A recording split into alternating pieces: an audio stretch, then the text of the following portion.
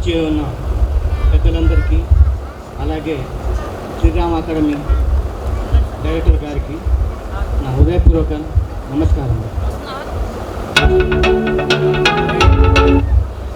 స్టార్టింగ్లో మా బాబు మ్యాథ్స్లో చాలా వీక్గా ఉండేదండి. అయితే రాము సార్ చేతిలో పెట్టేసరికి బాబు ఎక్సిడెంట్ అండి.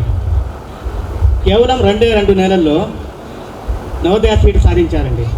ఇది నా గొప్పతనం కాదు, మన రాము సార్ గొప్పతనం. ఇది చాలా థ్యాంక్ యూ సార్.